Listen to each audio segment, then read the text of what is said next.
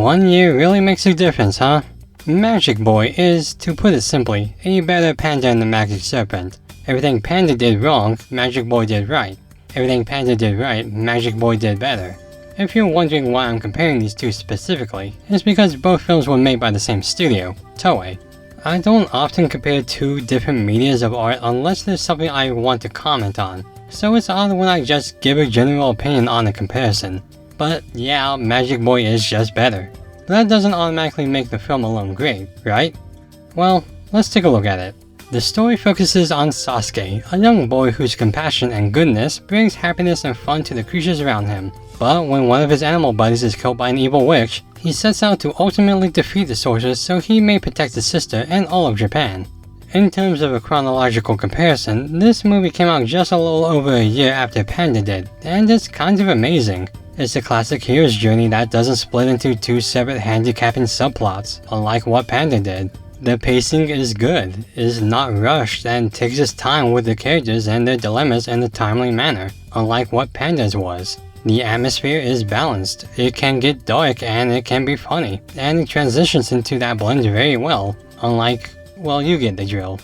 Okay, even without the back and forth, and if we look at it as its own thing, the movie is still tons of fun. The plot is as simple as it gets, but its simplicity adds to that charm. Like, there has to be some basis for modern shonen here somewhere.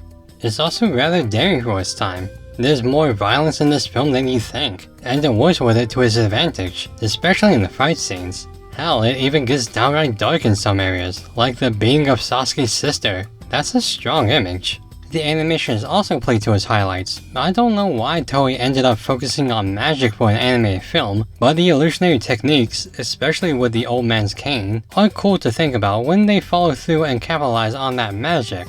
The comedy in the animation is also really impressive, handling the timing and the tone so well you may even miss it, only to realize you too have been duped. If I had to fault the film, there's this one character, a little girl, who I find extremely annoying. Maybe it was her mannerisms or her overall attitude, but this girl was like a tick, sucking out any discernible atmosphere and trying to play with cutesy comedy. Also, what's her point? We know why she's introduced in the film, but is her subplot ever resolved? What was so important in that damn trunk that made us have to deal with her?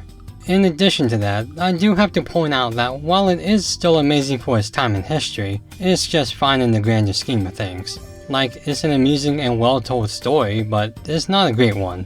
One you can put on for a casual movie dive, and probably never touch again unless you're teaching a history of Japanese animation class or something. Other than that, I would say that Magic Boy is a good animated film. This was the first anime movie to premiere in the United States, and I think it at least delivers on the positives of the Japanese spirit towards heroism and national pride. I do wish Sasuke and some of the supporting characters were a bit stronger, but what we got was fine. It's a fun story with a likable hero and impressive animation. It has respectable music, decent comedy, reputable pacing, and a balanced ambient atmosphere. See for yourself and await what magic lies ahead of you.